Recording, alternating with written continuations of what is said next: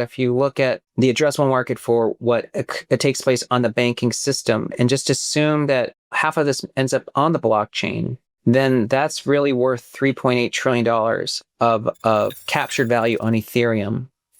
And then if you think about like Swift and Visa, okay, which is about 450 billion a year, and assume, there's a gas fee per transaction, and then what it means to essentially network revenue. And you apply, I think, a conservative 30 multiple to that, you get roughly 3 trillion of value. So the idea is that if you add those two pieces together, Ethereum should be close to $60,000. Ethereum has always been seen as the second choice in crypto. Powerful technology, yes, but overshadowed by Bitcoin's dominance as digital gold. Yet what Fundstrat's Tom Lee is arguing flips that perception on its head. His analysis suggests that Ethereum's role in the global financial system could be far larger than most investors currently realize. If blockchain is the new financial infrastructure, then Ethereum is rapidly becoming the settlement layer that everything else plugs into. And the numbers he lays out are staggering. A potential $60,000 valuation per Ethereum within the next 5 years. At the core of his argument is Ethereum's role in the financial system of the future. Lee draws parallels to Visa, Swift, and even the traditional banking system itself. By estimating the potential value Ethereum can capture from payments, settlement, and tokenized assets, he concludes that the market is drastically underestimating Ethereum's upside. Think about it. If even half of traditional banking transactions migrate onto blockchain rails, Ethereum's addressable market skyrockets into the trillions. Add in global payment systems, apply a conservative revenue multiple, and you arrive at valuations that make today's prices look like a rounding error. The comparison isn't just financial, it's historical. Lee argues that Ethereum today is where wireless technology was in the early 1990s, dismissed as experimental, misunderstood by incumbents, but on the verge of exponential adoption. The world went from 37 million cell phones in 1993 to nearly 8 billion today. If Ethereum follows even a fraction of that trajectory as it becomes Wall Street's preferred settlement layer, the upside is nothing short of staggering. And Tom Lee isn't stopping at big price targets. He lays out a broader case for why Ethereum is entering a once-in-a-generation window for institutional adoption, regulatory clarity, and real-world use cases. In this video, we'll break down his most important insights, including why 2025 could be Ethereum's 1971 moment, what that means for investors, and how new models like crypto treasuries could completely reshape exposure to Ethereum. But before we dive in, don't forget to like this video, subscribe to the channel, and hit the notification bell so you don't miss more in-depth analysis on Ethereum and the broader crypto markets. I've essentially had one job my entire career, which is researching markets. And I first started off at Kidder Peabody, following the technology sector, wireless actually. And that went from 1993 to 2007. What I learned during those days was a few things. The wireless industry was in its infancy. There were only 37 million cell phones in the world at the time. Today, there's around 8 billion. So it's an industry that grew exponentially. But I was surprised at how skeptical clients were about wireless as a technology, because at the time, long distance and local telephones were really the big business of the telecom industry, and wireless was considered basically something that would become free because it's just a glorified cordless phone. So I knew as a young person that a portfolio manager in their 40s is not the person that really understands disruption in technology, because they're essentially an incumbent. And then, I became chief strategist for JP Morgan, did that until 2014 before starting Fundstrat.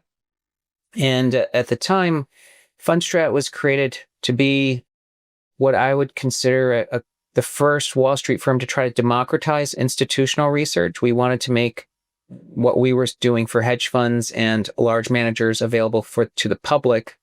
And then around 2017 or so, I started to see headlines that Bitcoin had crossed $1,000. And I remembered many conversations at JP Morgan about Bitcoin from our FX team. And at the time, it was under 100. And we had many conversations because there was this idea that this digital currency could become recognized as a form of money. But at JP Morgan, they took a very dim view of it because they said it was really the purview of drug dealers and, smugglers. But I know that in my 20-year career, at the time, 20 years, that I've never seen anything go from under 100 to 1,000 and have a network value of 10 billion. That wasn't something I had to study. So we studied it, and I realized that while I didn't fully understand how to justify storing value on a blockchain with proof of work, that we could explain more than 90% of the rise of Bitcoin from 2010 to 2017 by just looking at two variables: number of wallets and activity per wallet. And because of that, we could model what Bitcoin could look like in the future. So that was my first, journey. And so we published our first white paper when Bitcoin was under 1,000. And we said that if someone viewed us as a substitute for gold and it got only a 5% share at the time, you would get to $25,000 value for Bitcoin. And so that was our projection by 2022. And by the time 2022 came around, of course, Bitcoin was around 25,000. You're doing some interesting stuff with Ethereum. Can we talk about the macro opportunity for Ethereum? So for much of the work, and Sean and David, you guys know that from 2017 up until 2025, our focus on crypto has been the idea that, Bitcoin had a very clear place in someone's portfolio because of its not only proven size and stability, but it really is as a way to store value. And then when we thought about how people should allocate crypto outside of that, there were many projects, whether it was Solana, Sui, or the many things that you guys write about. But beginning this year, we started to take another hard look at Ethereum. And the reason for that is that I think that the regulatory picture is moving in a way this year in the United States in a favorable way that is getting Wall Street to take crypto and blockchain pretty seriously. And of course, the killer app or the ChatGPT moment really was stablecoins and Circle's IPO. But following on that was the Genius Act and then the SEC's Project Crypto. And the reason I think this favors Ethereum is many, but foremost, when we look at the projects that are taking place for Wall Street to tokenize assets, whether it's dollars or other assets, the majority of this is taking place on Ethereum. But maybe more importantly, I think, people have to take a step back and realize that what's happening on Wall Street in 2025 it's maybe more akin to what happened in 1971. And in 1971 was the year the US dollar depegged from gold. So the US went off the gold standard. And while gold was a beneficiary of that, many people bought gold, it was actually the idea that Wall Street began to innovate because suddenly you had a fiat dollar that you now had to sort of move around and create rails for that was not backed by gold. So the real winner there was Wall Street. Well, in 2025, this kind of innovation, blockchain solves a lot of problems and speeds a lot of things. Wall Street moving onto crypto rails, I think, is like a 1971 moment for Ethereum. So I think it's creating enormous opportunities to move a lot of things onto the blockchain. And Ethereum won't be just the only winner, but it's one of the primary winners. And from an institutional adoption perspective, I've heard a lot of people talk about this. Bitcoin's already become very institutional. When I talk to investors and I do meetings, they understand how to sort of understand how to model or even think about future value for Bitcoin. And it is in a lot of people's portfolios. Ethereum is so underowned that it's more like Bitcoin in 2017. I don't think Ethereum is actually viewed as an institutional asset today. So I think it's so early, and that's why I think there's a bigger opportunity. Tom Lee's credibility comes from decades of spotting disruption early. In the 1990s, he watched wireless technology evolve from a niche, cordless phone upgrade into a global necessity with billions of users. The incumbents dismissed it, but exponential adoption proved unstoppable. He saw a similar dynamic with Bitcoin, which rocketed from under $100 in its early days to an all-time high near $69,000 in 12 short years. By studying simple variables, wallet growth and transaction activity, Lee developed models that consistently explained Bitcoin's trajectory and long-term value. Now, he sees Ethereum entering that same kind of exponential curve. For Lee, 2025 is to Ethereum what 1971 was to Wall Street, the start of a structural reset. Stablecoins, tokenized assets, and enterprise blockchain adoption are the catalysts, and Ethereum is the settlement layer tying it all together. While Bitcoin has matured into an accepted store of value, Ethereum remains underowned, underappreciated, and institutionally underallocated.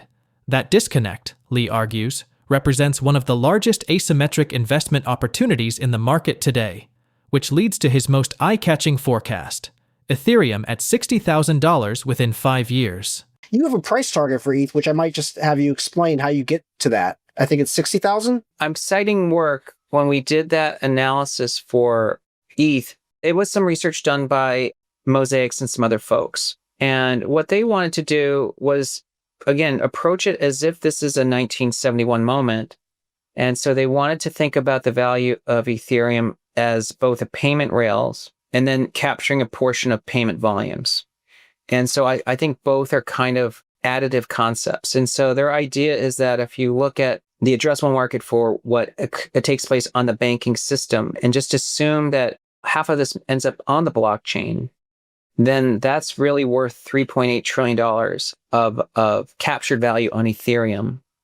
And then if you think about like Swift and Visa, okay, which is about $450 billion a year, and assume, there's a gas fee per transaction, and then what it means to essentially network revenue. You apply, I think, a conservative 30 multiple to that, you get roughly $3 trillion of value. So the idea is that if you add those two pieces together, Ethereum should be close to $60,000 per unit. And again, that's that's an 18x roughly from here. How should the audience go about thinking about the trade-offs of exposure, between treasury companies and other options like spot or ETFs, just broadly? One, there's nothing wrong with someone wanting to own an ETF to get exposure, because then they're going to own, without much tracking error, kind of direct exposure to, Ethereum, just like the Bitcoin ETFs give you direct exposure to Bitcoin.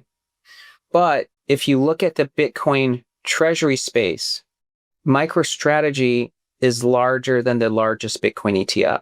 So there's actually more investors who are preferring to own Bitcoin through MicroStrategy than through Bitcoin. And I think it's for a logical reason, which is that a crypto treasury isn't just giving you a static exposure to Ethereum.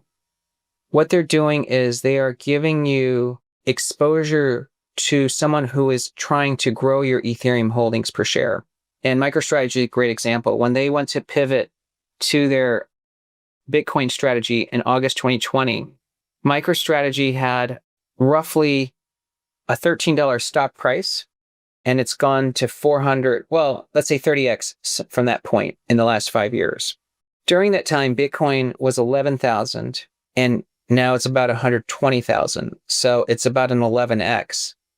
That means that MicroStrategy has grown its holdings of Bitcoin per share, while like a Bitcoin ETF would have kept you constant. So in that same 5-year period, you'd made 11x owning a Bitcoin ETF, but you did far better because of his treasury strategy. And that treasury strategy is using and taking advantage of the liquidity of his stock and the volatility of his stock so that he can acquire more Bitcoin per share. And that's what Michael Saylor's strategy has successfully done, because he went from having, a dollar or two of Bitcoin per share to 227 today. So a massive, massive increase.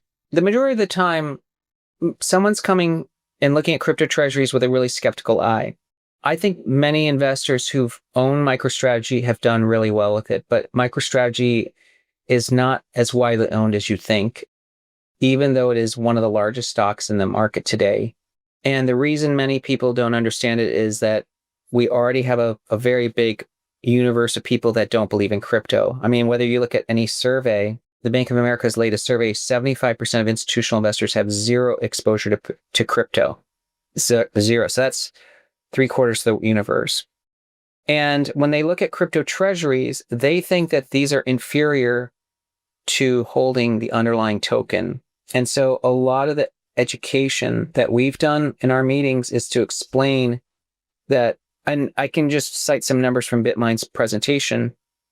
The difference in a crypto treasury versus holding Ethereum is simply the fact that we are growing your Ethereum holdings per share, because on July 8th, when we closed the pivot to the Ethereum treasury, there was only $4 of Ethereum held per share. And then on July 27th, which is about a month ago, when we published that update and put it in a presentation, there was $23 of Ethereum per share. So the amount of ETH held per share went up by like 6 times, and 8 times, 9 times. And so it really shows you that there is a really big change in how much, what I call the velocity or the accretion held of ETH per share that comes from a properly executed treasury strategy. The real weight of Lee's analysis comes from how he builds that forecast. Rather than leaning on speculative narratives, he models Ethereum's potential like a traditional equity analyst would approach a disruptive tech company. First, look at the banking sector. Trillions in settlement value that could migrate to blockchain. Assign just a 50% capture rate to Ethereum, and you're already in multi-trillion-dollar territory. Then layer in global payments, Visa, MasterCard, and SWIFT, which collectively process hundreds of billions annually. Even applying conservative multiples, the implied valuation for Ethereum grows to levels that justify a 5-figure price tag. What makes this outlook especially compelling is the convergence of macro conditions and institutional behavior. Regulatory clarity is improving, with frameworks that legitimize stablecoins and on-chain settlement. Wall Street firms, which once dismissed crypto entirely, are now piloting tokenization projects, most of them on Ethereum. And unlike Bitcoin, which has already achieved deep institutional penetration, Ethereum is still relatively untouched by major allocators. In fact, surveys show that 3/4 of institutional investors still have zero crypto exposure at all. That gap is where the growth potential lies. On top of that, Lee highlights the emergence of crypto-native treasuries, companies structured not to passively hold Ethereum, but to actively compound it. Just as MicroStrategy outperformed spot Bitcoin through its aggressive treasury strategy, Ethereum treasuries could multiply Ethereum holdings per share via staking, yield, and market volatility. This creates an entirely new way for investors to gain leveraged exposure to Ethereum's growth while also benefiting from compounding strategies. Taken together, the picture is clear. Ethereum is no longer just the number 2 crypto. It's positioning itself as the financial infrastructure of the future, with the potential to scale into a multi-trillion-dollar asset. If Tom Lee's framework is even partially correct, today's prices will look laughably cheap in hindsight. And for long-term investors, the next 5 years may be the most consequential window to build exposure before institutions move in en masse. So, what do you think? Can Ethereum truly become the backbone of the global financial system and reach $60,000 by the end of the decade? Let us know your thoughts in the comments. And don't forget to like this video, subscribe for more in-depth crypto analysis, and share it with someone who needs to understand the scale of Ethereum's opportunity. Thanks for watching, and we'll see you in the next one.